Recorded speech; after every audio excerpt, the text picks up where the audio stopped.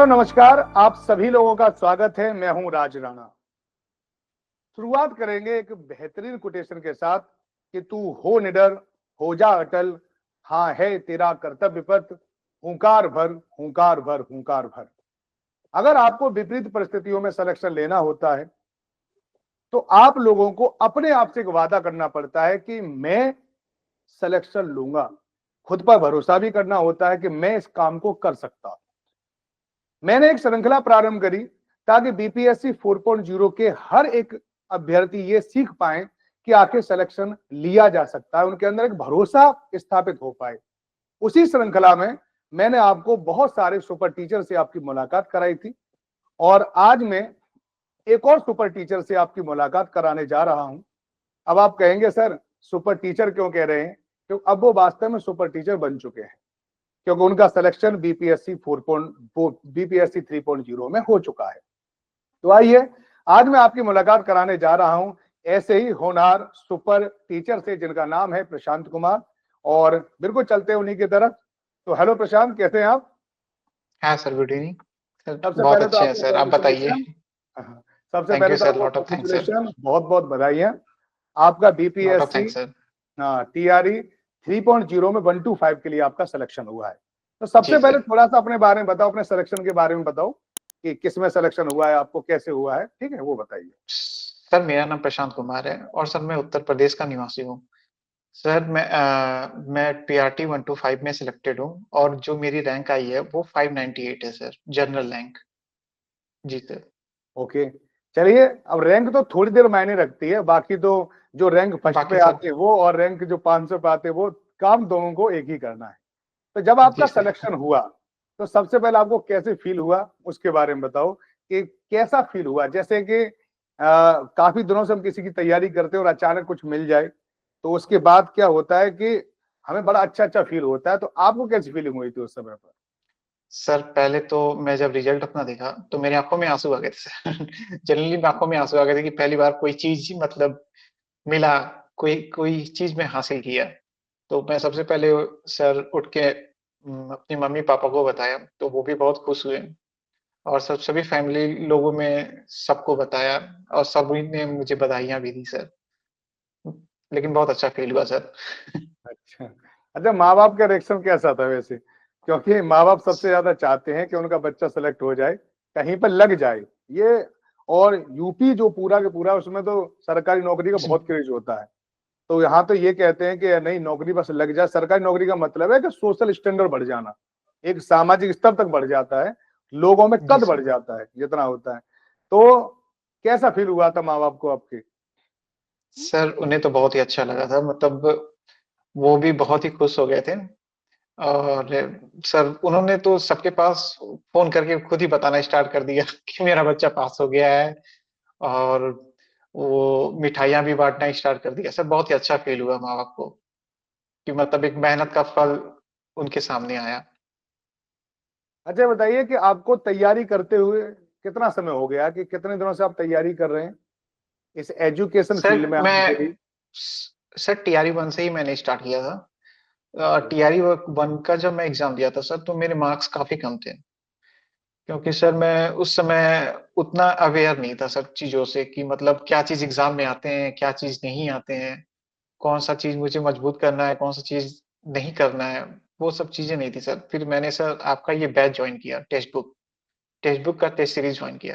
Sir मैं उसको देने लगा तो देने से ये मुझे पता चला कि मेरा क्या चीज़ कमज़ोर है सर, कौन-सा पॉइंट मेरा वीक है, तो सर मैं उससे मजबूत किया।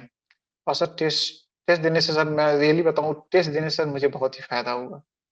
उसी से मेरे मार्क्स जो हुए हैं वो इंक्रीज़ हुए हैं सर। अच्छा, कोई भी स्टूडेंट जिसे अपने एग्जाम के बारे में नहीं पता होता तो उसके लिए सबसे बेस्ट वे आप क्या समझते हैं कि कौन सा बेस्ट वे है कि वो अपने टीचर से बात करे, ठीक है, यूट्यूब पे कोई वीडियो देखे, या टेस्ट सीरीज करे, या अपने आप स्टडी करे? कौन सा बेस्ट वे आपको लगता है कि नहीं देखो, सर। आ तो हम पे सब कुछ जाता है, ये हुँ। आ तो हम पे सब कुछ जाता है समय समय के साथ। जैसे अगर हम फर्स्ट टू उसमें अगर हम पढ़ाई ना करें तो भी हमारे जो पूर्वज हैं या हमारे जो माँ बाप हैं जो पढ़े लिखे नहीं, उन पे भी गिनतियां आती हैं। एक उसमें जी सर, थोड़ा सा बिल्कुल समय सर। लगता है ना? तो क्योंकि बीपीएससी 4.0 का अब ज्यादा समय तो बचा नहीं है, ज्यादा 3-4 महीने होंगे।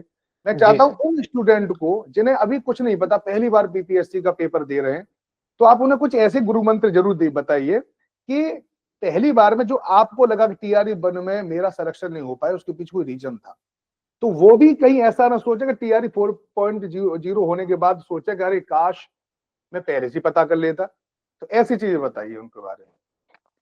सर पहले तो सर सबसे ज़रूरी है किसी भी स्टूडेंट के लिए अपने आप को जानना कि उनका क्या वीक है और क्या चीज़ स्ट्रॉन्ग है। और वो सर केवल एक चीज़ से जा सकते हैं, टेस्ट देकर। ओके। मान लीजिए सर मैं टेस्ट देके ही जाना कि मेरा क्या वीक है, क्या नहीं वीक है। तो सबसे बेस्ट वे है कि आप पहले जानिए कि आपका क्या चीज़ वीक है, फिर उसको मजबूत कीजिए। और आप ऐसी पढ़ाई कीजिए कि जैसे पीआरटी का सिलेबस है उसके हिसाब से कीजिए। ये नहीं कि आप पढ़ने लगे किसी और एग्ज़ाम का भी पूरा सोचे कि पूरा लेके पढ़ लें और टाइम भी कम है। तो हमें सबसे बेस्ट वे है कि सर टेस्ट सीरीज़ दीजिए आप। टेस्ट सीरीज़ सबसे बेस्ट वे है सर। उसमें और सर टेक्स्ट बुक की टेस्ट सीरीज़ में ये अच्छी चीज़ है कि वो नीचे सॉल्यूशन दिया रहता है। सर मैं क्या करता था कि जब मैं टेस्ट सीरीज़ देता था, जो मेरा रॉन्ग क्वेश्चन होते थे, तो सॉल्यूशन नीचे दिया तो मैं उसका स्क्रीनशॉट आज भी मेरे पास 2000 स्क्रीनशॉट पड़े हुए हैं टेक्स्ट बुक के, सॉल्यूशंस के।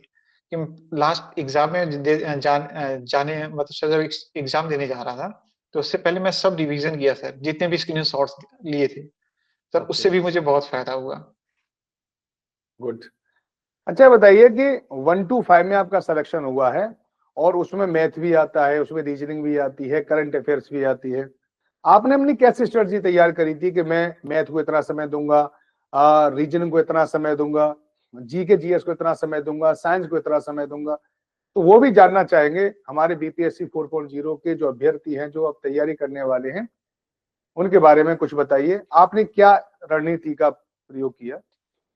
सर देखिए, मैं तो टेस्ट ही ज़्यादा प्रेफ़र करूँगा क्योंकि सर उससे हमें ये मालूम चल जाता है कि किसमें मुझे ज़्यादा टाइम देना है, किसमें कम देना है। अब सर मैं क्या किया था कि जितना भी जब टीआरई 3 देने गया था, तो पहले मैं जो नॉर्मल जीएस था, करंट अफ़ेयर था, उसको सॉल्व किया क्योंकि सर उसमें टाइम बहुत कम लगता है। सर आधे घंटे में मैंने पूरा पेपर एक बार देख लिया कि हाँ, क्या चीज़ है। फिर मैं टिक लगा लिया। उसके बाद सर मैं सारा जितना भी जीएस होता है, जीएस किया, लास्ट में मैंने मैथ किया सर। मैथ और रीज़निंग वगैरह क्योंकि उसमें भरपूर टाइम मिल गया था। मुझे पता चला कि हाँ, टेस्ट देने से ये भी पता चला कि हाँ, मेरा टाइम बच रहा है, अभी मेरे पास 1-2 घंटे हैं। तो सर मैं नहीं चाह रहा था कि मेरा मैथ और रीज़निंग में कोई क्वेश्चन गलत हो क्योंकि सर वो उसी में स्ट्रॉन्ग नंबर मिल सकते हैं। तो सर मैंने टोटल लास्ट में वही किया था। मेरी स्ट्रेटजी यही थी सर टोटल। अच्छा, बिल्कुल नया स्टूडेंट जैसे बीपीएससी जैसे टेस्ट तो उनके लिए भी बहुत जरूरी होते हैं, जिन्होंने एक बार पूरा सिलेबस कंप्लीट किया हो। लेकिन जिन्होंने जी अभी सर। सिलेबस ही कंप्लीट नहीं किया है, उनके लिए आप क्या प्रीफर करोगे कि जैसे कि अभी वो नए हैं, बिल्कुल तैयारी करना चाहते हैं, तो उन्हें क्या करना चाहिए? उन्हें भी कि वो टेस्ट देंगे, टेस्ट कर नहीं पाएंगे क्योंकि उन्होंने सिलेबस ही तैयार नहीं किया है, तो उनके तो लिए सर सबसे बेस्ट अच्छी स्ट्रेटजी क्या है? बेस्ट सर सबसे अच्छा बैच लें, टेक्स्ट बुक का बैच लें। वहाँ पे चीज़ें जो होती हैं सर बेस्ट वे में समझाया जाता है कि आप अगर आप ज़ीरो लेवल के भी हो तो उस चीज़ को आसानी से समझ सकते हो। वहाँ पे कॉन्सेप्ट भी मतलब सर बेहतरीन ढंग से समझाया जाता है। तो वो पहले बैच लें, उस चीज़ को मजबूत करें और फिर टेस्ट वगैरह दें। अच्छा ये बताइए कि टेक्स्ट बुक के बारे में आपको पता कहाँ से चला? आपके दोस्तों से पता सर चला या जी सर, हिस्टोरिकल मेरा सोर्स से? एक सीजन निकाला हुआ मेरा दोस्त था। अच्छा। सीजन निकाला हुआ है सर। तो उसने मुझे प्रेफ़र किया कि ये तुम टेक्स्ट बुक उसी उसी ने सर मुझे व्हाट्सएप पे भेजा और मैं इंस्टॉल किया फिर मैं तुरंत टेक्स्ट बुक लगाना स्टार्ट किया। अच्छा, टेक्स्ट बुक पर आपने यूट्यूब का भी सहारा लिया? टेक्स्ट बुक का कोई चैनल अगर आपने देखा या कोई जी सर, टीचर? करंट अफ़ेयर के लिए मैंने सर टेक्स्ट बुक का ही सहारा लिया था और अच्छा, मुझे सर काफ़ी क्वेश्चन मेरे फँसे भी थे सर। काफ़ी क्या सर अधिकतर क्वेश्चन ही फँसे थे सर मेरे। चलिए। तो यूट्यूब से आपको कुछ फ़ायदा हुआ? सर यूट्यूब जैसे से कि 4 फ़ायदा बिल्कुल क्वेश्चन आ हुआ गए सर। थे, है ना? जी सर, अब इससे ज़्यादा क्या फ़ायदा होगा सर। क्वेश्चन मिल गया, नंबर मिल गया सर। ओके। अच्छा, इसके अलावा ये बताओ कि आपने जैसे टीआरई 1.0 में जब आप सफल नहीं हो पाए, तो आप थोड़े-से डिमोटिवेशन के शिकार हुए होंगे। तो जी इस सर, बिल्कुल सर। डिमोटिवेशन को मोटिवेशन में कैसे चेंज किया? ऐसी कौन-कौन सी विधि अपनाई जिससे कि अपने आप को चार्ज रखा जा सके? क्योंकि असल में सिलेक्शन होना ना होना इसके ऊपर डिपेंड करता है कि आपको अपने ऊपर विश्वास कितना है। आप कितना भी अच्छा पढ़ें, पढ़ने के बाद अपने आप में कॉन्फिडेंट ही नहीं है, तो पूरा का पूरा पेपर अच्छा होगा ही नहीं। वो कॉन्फिडेंस नहीं सर। बनाने के लिए, वो मोटिवेट रखने के लिए आपने क्या किया था? सर पहले तो हर किसी की नीड होती है गवर्नमेंट जॉब की। जब पहला नहीं हुआ सर तो बहुत ही बुरा महसूस हुआ और काफ़ी दिन तक लग रहा है कुछ मैं कर नहीं पाऊँगा। तो मम्मी-पापा ने पहले सलाह दिया कि नहीं बेटा अभी तुम पढ़ो, कोई दिक्कत नहीं है। तो सर वहीं से मुझे मम्मी-पापा से ही मोटिवेशन ज़्यादा मिला सर। वेल, आप अपने थोड़े से इकोनॉमिकल और सोशल बैकग्राउंड के बारे में बताना चाहें? सर मैं और मेरे पापा एक शॉप चलाते हैं। बाइक की शॉप है, वो चलाया जाता है हम लोग और सर यही है बस बाइक की शॉप ही चलाते हैं हम लोग। अच्छा, अच्छा। कंडीशन उतनी ये अच्छी नहीं है सर लेकिन काम ठीक है कोई अब। भी हो, काम तो सब अच्छे ही होते हैं, हुँ, है ना? जी और सर। सारे के मैं केवल ये पूछने का मेरा इरादा केवल यही था, क्योंकि बहुत सारे स्टूडेंट ऐसे होते हैं जो सोचते हैं कि नहीं, अरे हमारे पास अभी बहुत ज़्यादा साधन नहीं है, इस वजह से हमारा सिलेक्शन नहीं हो नहीं पाता है। सर ये सब एक मैं कहूँगा कि ये सब एक बहाना है। साधन अगर सर मैं दुकान पे अपने शॉप पे रहता था तो मैं वहाँ पे टेस्ट सीरीज़ लगाता था क्योंकि वहाँ पे मैं क्लासेस तो ले नहीं सकता हूँ क्योंकि कोई ना कोई आके कस्टमर मुझे वो करेगा, डिस्टर्ब करेगा। तो टेस्ट सीरीज़ ऐसा था कि मैं टेस्ट सीरीज़ लगाता था और फिर उसका सॉल्यूशन भी वहाँ देख लेता था। क्योंकि पीडीएफ भी मुझे प्रोवाइड हो जाता था टेक्स्ट बुक से। तो उससे भी सर मुझे बहुत ज़्यादा हेल्प मिली। तो इसका मतलब है कि ऐसे अवरोध जैसे गरीबी या काम करना, ये कोई अवरोध नहीं बनते अगर आपके मन में नहीं सर। इच्छा है कि मुझे सिलेक्शन लेना नहीं सर, ये है ना? सब एक कहा जाए तो बहाना ही है, लेकिन अगर आपको सिलेक्शन लेना है तो आपको मेहनत करना ही पड़ेगा। बिना मेहनत के कुछ भी नहीं होने वाला। तो आपने तैयारी करने के लिए किसी बुक का सहारा लिया था? कि कौन-कौन सी बुक नहीं पढ़ी सर, थी? बुक बुक ज़्यादातर मैंने सर एनसीईआरटी प्रेफ़र किया था। एनसीईआरटी से ही मैंने जो हिस्ट्री थी, मेडिकल हिस्ट्री ये सब सर एनसीईआरटी से देखा था और बाकी सर तो मैथ ओथ के लिए सिंपल वही 10th-12th का जो बेसिक होता है 10th का जो बेसिक होता है वो पढ़ लिया था सर। 9th-10th का बेसिक। तो आपने 6 से लेकर 10 तक की वो एनसीईआरटी पढ़ी थी कि 3 से लेकर 10 तक की पढ़ी थी? नहीं सर 6 to 10 3 से अच्छा। 3 से कोई मतलब नहीं है 6 to 10 तो सारी एनसीईआरटी पढ़ी थी जैसे कि एसएसटी वाली, एसएसटी के अलावा मैथ, रीजनिंग, ये सारी पढ़ी थी क्या? मैथ वाली भी पढ़ी थी? नहीं रीजनिंग तो उसमें नहीं होता है सर। रीजनिंग जैसे सर मैं नवोदय पास आउट हूँ तो रीजनिंग मेरा शुरू से थोड़ा-सा मजबूत था। ओके। तो मैथ तो मैथ भी आपने किया था जैसे 6, 7, हाँ, 8, 9, 10 में मैथ हाँ आता है? मैं 9th-10th का मैथ सब पढ़ा था तो उस मैथ एनसीईआरटी से। के क्वेश्चन आते हैं जैसे कि अगर 10 तक कोई बच्चा कर ले, 6 से हाँ लेके 10 तक, तो उसमें मिल जाते हैं 6 क्वेश्चन? to 10th में सर प्रॉफिट लॉस है, ये सब प्रॉफिट लॉस के भी क्वेश्चन आ जाते हैं। उसके बाद कंपाउंड इंटरेस्ट के भी सर क्वेश्चन आ जाते हैं। और रीजनिंग में ये सीटिंग अरेंजमेंट हुआ या ये सीरीज हुआ, इन सब के ज़्यादा क्वेश्चन मिलते हैं सबसे। ओके। अच्छा, जब आपने पढ़ाई शुरू करी तो शुरुआत कहाँ से करी थी कि एक-एक सब्जेक्ट वाइज़ पढ़ना शुरू किया था कि पहले मैं ज्योग्राफी तैयार कर लेता हूँ, फिर मैं पहले मैथ तैयार कर लेता हूँ, कि सबके लिए अपने-अपने अलग-अलग वो बनाया था कि एक ही दिन में मुझे 4-4 चीज़ें पढ़नी है? नहीं तो सर, मैं एक दिन में 4-4 चीज़ें नहीं, मैं पहले एक टाइम बना लिया था कि ज्योग्राफी मुझे ये खत्म करना है इतने दिन में तो मैं इतने दिन में खत्म करूँगा। हर ओके, हर चीज़ के लिए मैं टाइम दिया था सर, ये लगातार नहीं कि चेंज करते हुए एक दिन में एक ही सब्जेक्ट लेके चलता था। Okay, okay. अच्छा, और करंट अफेयर्स आपने कितने महीनों की तैयार करी थी? करंट अफेयर सर पिछले 1 साल की। अच्छा, 1 साल करना फिर तो चाहिए और भी सर लेकिन 1 साल का ही। 1 साल ही करंट अफेयर्स में सब कुछ प्रश्न फँस गए थे आपके? कुछ ऐसे थे जो आउट ऑफ नहीं रीच कुछ आए ऐसे हुए थे थे? जैसे सर बिल्किस का जो केस था आया था क्वेश्चन में, वो पहले का था। तो वो सर और 2-3 क्वेश्चन और थे। बाकी सर 1 साल के अंदर वाले ही फँस गए थे। 5-6 क्वेश्चन तो मुझे ऐसे थे लगता है वो 1 कि साल के अंदर। जब ये बिल्किस वाला केस आया था, उससे पहले हुँ। यानी उस समय पर जो बिल्किस बेगम के जो आरोपी थे उनको छोड़ा गया था शायद, और वो जी सर, वही कुछ सर। करंट अफेयर्स में चीज़ चल रही थी, कुछ टीवी पर उस पे डिबेट भी चल रही थी उस समय पर, ठीक है? जी उनको सर। हाँ, कुछ उनको सम्मान दिया गया था, ऐसी कुछ किसी ने, हाँ, तो ये वो अभी वाला था। जनवरी की हाँ, जनवरी तो मैं 2024 की आपको है। सबको इनके माध्यम से बता रहा हूँ कि करंट अफेयर्स आप ये ना सोचें कि कॉपी में लिख के आती है या किसी मैगज़ीन में आती है। आप न्यूज़ चैनल भी देखा करें, जो भी बीपीएससी 4.0 की तैयारी कर रहे हैं, ऐसे क्वेश्चन भी आते हैं। सोचिए, जो हमारे आस-पास जो घटनाएँ चल रही हैं ना, उनसे भी क्वेश्चन आ जाता है। बिल्किस उनसे का भी आता केस है सर। थोड़ा पुराना था, लेकिन इस समय पर हुँ। चल रहा था वो। मुझे आज भी याद है कि मैंने बच्चों को पढ़ाया था ये, तो मुझे भी याद है कि बिल्किस बानो का मैंने पूरा केस समझाया था बच्चों को ये, है ना? चलिए, जी सर। देखिए हाँ, ओके। तो आपने स्ट्रेटजी आपने बताई दी, स्ट्रेटजी कैसे बनाई थी। किताब आपने बता दी कि एनसीईआरटी और एससीईआरटी आप लोगों ने आपने हाँ प्रेफर बिल्कुल किया। सर। अच्छा बताओ, जो बीपीएससी 4.0 की तैयारी कर रहे हैं, है ना, तो उनको मोटिवेट करने के लिए अगर आप उनके लिए कुछ कहना चाहें तो उन्हें सर कि हाँ सिलेक्शन होगा हमारा। यही सर यही कहूंगा कि अभी से आप लग जाइए, इधर उधर के ना भटकिए कि हाँ ये डोमिसाइल लागू होगा या लागू नहीं होगा, न्यूज चैनलों पे मत ध्यान दीजिए। आप अपनी तैयारी बनाए रखिए, आपका तैयारी कहीं जाएगा नहीं। ये नहीं होगा एग्जाम तो अगले एग्जाम में आपकी तैयारी काम आएगी। तो सर बिल्कुल आप मेहनत करते रहिए, मेहनत जरूरी है सर किसी भी एग्जाम को पास करने के लिए। ओके। और कुछ स्टूडेंट ऐसे भी हैं जो टीआरई 3.0 में जिनका इस बार सिलेक्शन नहीं हुआ और वो बड़े मायूस हैं, बड़ा ही दिल छोटा करे बैठे हैं और थोड़ा सा भी अपना टाइम अपने आप को इसी में टाइम दे रहे हैं, केवल गमों में रह रहे हैं, ठीक है, दुख में रह रहे हैं इस समय पर।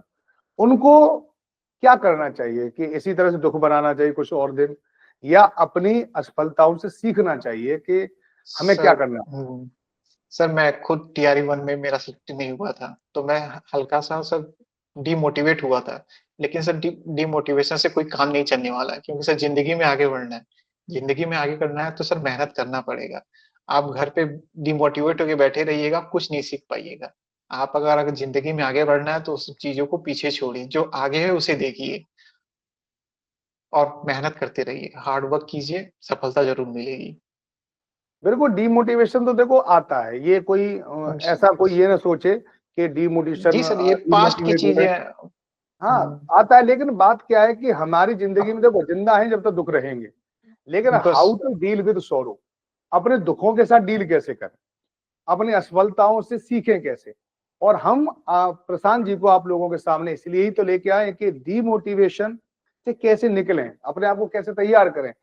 अब ये भी टीआरई 1.0 में इनका सिलेक्शन नहीं हुआ, तो ये चाहते तो आराम से गमों में पड़े रहते, तो आज टीआरई 3.0 में सिलेक्शन नहीं होता।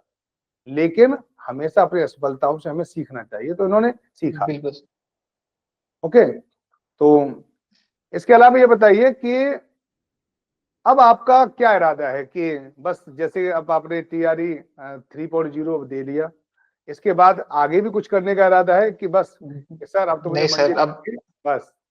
नहीं, मंजिल अभी नहीं मिली सर, अभी और आगे भी करना है सर। अब मुझे एग्जाम पास होने से सर मुझे और मोटिवेशन मिला कि सर मैं कुछ कर सकता हूँ आगे भी। तो सर मेरा इरादा है कि आगे भी कुछ एग्जाम्स वगैरह को मैं क्लियर करूँ, ताकि और भी ग्रोथ कर, बस सर लाइफ में ग्रोथ करना है, एक जगह टिकना नहीं अभी है, ग्रोथ करते रहना है। जी सर। अभी मंजिल अभी मिलना बाकी है ना। बाकी है जी जो सर। सोच बना रखी थी अभी आगे चलना है, तो हमारी जी बहुत सर। बहुत मेरी तो शुभकामना है कि आप आगे भी अपनी मंजिल बनाते रहें, रुके नहीं। मैं सबसे चाहता हूँ जी रुके नहीं, सर। और आप भी रुके नहीं। आपको पहली सफलता मिली है, और एक बार पता सफलता मिलना शुरू हो जाती है फिर लगातार कंटिन्यू सफलता मिलती है। जी सर ये ये ध्यान मोटिवेशन मिल रखना। जाता है ना अंदर से सर। हाँ वो मोटिवेशन होता है। इसलिए हम्म, बार बार सबको बता रहा हूँ कि वास्तव में केवल पढ़ाई से सिलेक्शन नहीं होता, ये अंदर फीलिंग आनी चाहिए कि मैं कुछ फीलिंग सीख आनी रहा हूँ, चाहिए। तभी सिलेक्शन होता है। जी सर। तो चलिए प्रशांत जी, आज आप हमारे साथ जुड़े और आपने बहुत सारी अच्छी अच्छी बातें बताई, जिससे कि उनको पता चल पाए टीआरई 4.0 के अभ्यर्थियों को किस तरह से तैयारी करें। उनके जीवन से भी सीख सकते हैं। आप ये भी सीख सकते हैं कि बताओ इस सोप पे काम करते थे। अब बहुत सारे स्टूडेंट ऐसे होते हैं जो यही बोलते रहते हैं, अरे सर टाइम नहीं मिल पाया, ये नहीं हो पाया, हमारे अंदर ये है। अरे कमियां हर जगह है, ठीक है, कमियां सर। अभाव हर हाँ। जगह है, ये हर जगह मिलेगा, पता है। लेकिन अब मान लो मैं आपको पढ़ा रहा हूं, मैं ऐसा थोड़ी हूं कि कोई हम करोड़पति है, हमने भी गरीबी देखी है। हम्म, हर किसी को अपने आप को मोटिवेट रखना पड़ता है, और ये बहुत जरूरी होता है। तो प्रशांत जी आज मोटिवेशन भी सर। बिल्कुल हमारे साथ जुड़े और आपसे बहुत कुछ सीखा, हमारे एक सर। अभ्यर्थियों ने। और मैं तो आपके निकट जो भविष्य है, जो आपके आगे आने वाला भविष्य, उसकी भी मैं आपको शुभकामनाएं दे रहा हूं। और जो थैंक यू आपका सर। सिलेक्शन हुआ है उसके लिए एक बार और मैं बधाइयां दे रहा हूं। इसी बहुत प्रकार बहुत से आप धन्यवाद सर। अपने आसपास जो भी एनवायरनमेंट है आपके, ऑरा में जो जो लोग आते हैं उन्हें भी मोटिवेट करते रहें, ताकि हमारे यहाँ पर डीमोटिवेट लोग ना रहें। समझ में आया कि नहीं, मोटिवेट होते रहें, बिल्कुल सर। और हम एक दूसरे को देखकर मोटिवेट होते ही है। तो चलिए बिल्कुल इसी सर। क्रम में आपका बहुत बहुत धन्यवाद। सर तो आपका भी धन्यवाद और पूरे टेक्स्ट बुक परिवार का धन्यवाद सर। ओके, चलिए, तो ये थे हमारे साथ प्रशांत कुमार जी।